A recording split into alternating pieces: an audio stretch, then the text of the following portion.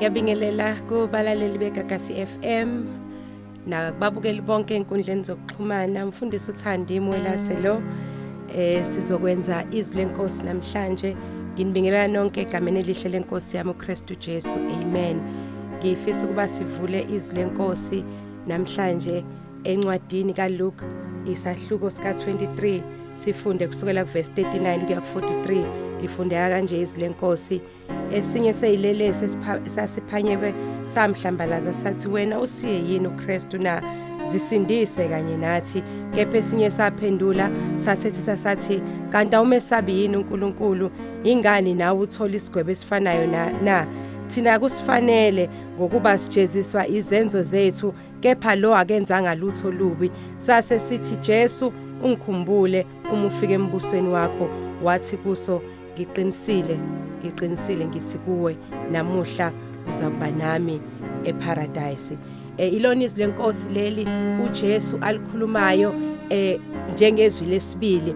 Ngifisa ukuqala lana balaleli emakhaya into uma sisebuhlungwini ubuhlungu buyakwazi ukusishintsha busenze into esingesiyona, kanti futhi ubuhlungu buyakwazi ukuthi bukufundise bukusondeze kuNkulunkulu. Sifundizwe la uJesu sesiphambanweni. Ngiyafisa ukuba sikhumbule ukuthi wonke umuntu owayexhonyekwa esiphambaneni umuntu owayesuke efe a shameless death. So Christ has to die a shameless death.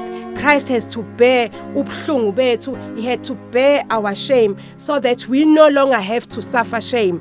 Ngiye ngicabange ke ishame uma ngabe ngihlala phansi ngibuka ukuthi ayikho into efana nehlazo emhlabeni. Ihlazo liyakwazi ukubulala, uthi uphila uhambe kodwa ufile ngenxa yehlazo. Uthi uhamba ucabanga ukuthi abantu bayakubuka, khona izinto abayibukayo nabayibonayo kuwe ngenxa yokuthi usutshenwe kakhulu ukuthi khona ihlazo empilweni yakho. Kodwa uJesu maye esiphambanweni into yokuqala wayoyenza is to nail shame so that sizophila impilo engasanalo ihlazo. So uJesu uma esiphambanweni eselithwalileke ihlazo, kukhona elenge esiphambanweni sehlazo wafica kukhona ezinye izilelesi, and sizwa ngoba indlela esikhuluma ngayo ezinye izilelesi ezimbili ezazizofa naso zife ngenxa yehlazo lazo elizenzile. But sithola isilelesi soqala, criminal number 1, sithola lesilelesi uma ngase nje ngithi ngiyasummarize, he was such an arrogant person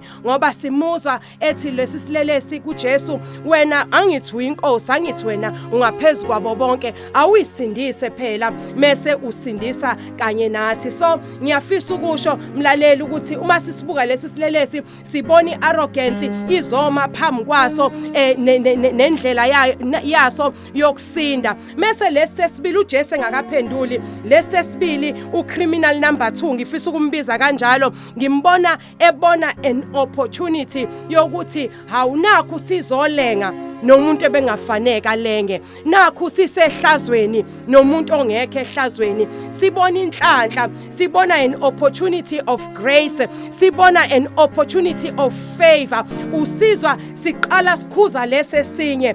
Oh hallelujah. Usizwa sithi thina kusifanele ukuba silenge emthini wehlazo. Ihlazo silenzile, so sila ngenxa yokuba we deserve ukuba sibe kule ndawo esikuyona. So musukukhuluma kangaka awumesabi yini uNkulunkulu, mase siyaphendukela kuye. Uma sesirebuke lo woqala sesiphendukela kuye sesithi Jesu uzungikhumbule uma ususe paradise.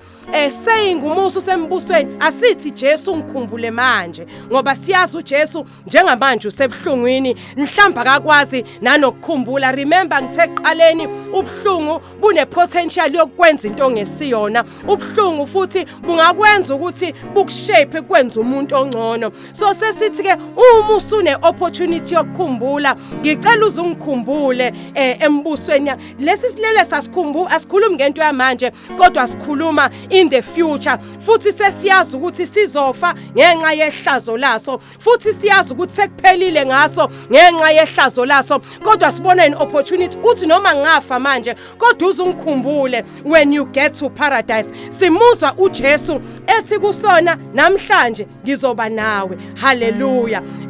Ngiyacabanga ke bazalwane ngiyafisa uba ngikhulume ngezinto mhlambe thina esiphila ngazo kusemvelweni yomuntu ukuthi umuntu siqale simenze ayiprove kithi ukuze simxolele. Kusemvelweni yomuntu ukuthi umuntu ukuze simethembe aqale enze izinto ezizomkhombisa ukuthi uthembekile futhi uworth itrust yethu. Ingakho sithi masikhuluma sithi trust is end. Kodwa sibona uJesu namhlanje ireverse lento esiphambanweni. Lesi silelesi asidingi any trust yakhe.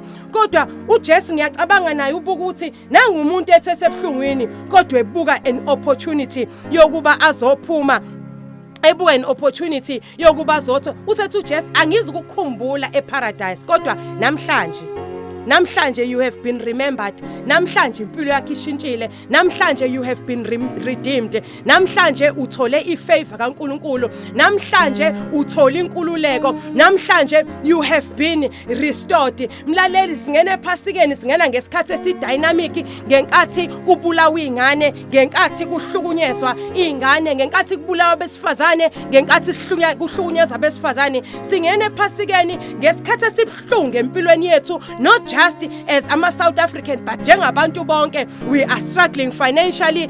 Economy yethu ishona phansi. Namhlanje besingamemeza sonke noma ngabe ukuliphi ihlazo ubungamemeza uthi Jesu uzungikhumbule. And I wanna assure you lento ayenzayo kulesi silelesi akazi ukukhumbula kusasa. Uzokukhumbula namhlanje izinto singahambi kahle. Uzokukhumbula namhlanje in the midst of all the gender based violence and all the killings esiwa experience ayo.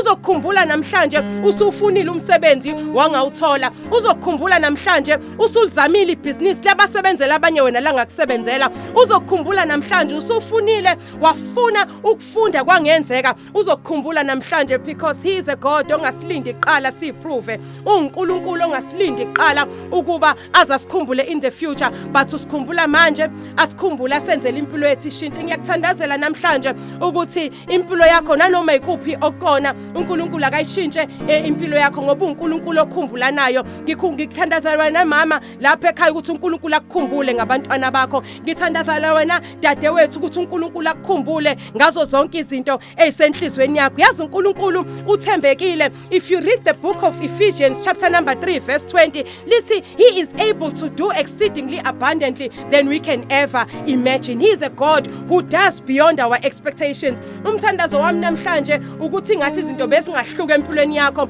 Ingathi uNkulunkulu bengakwenzela ongaphezulu kokucabangile nalokho ongakuthandazelanga ngoba impela lokho iselingakubonanga nendlebe engakuzwanga nengqondo engakucabanganga ikona uNkulunkulu akulungiselela kona. Mhlambe emlaleli usuyayibona ukuthi uyalenga ehlazweni. Ngizothi kuwena namhlanje lokho iselingakubonanga nalokho indlebe engakucabanganga ilokho azokukhumbula ngako ngoba uNkulunkulu osikhumbulayo. Ikubusisa inkosi mlaleli, ikubusisa inkosi mbukeli. Inkosi ikukhumbule, ikhumbule konke ukuseva kwakho, ikhumbule konke ukwenza kwakho ngoba inkosi ethembekile. Alibonge igama lenkosi. Amen and amen.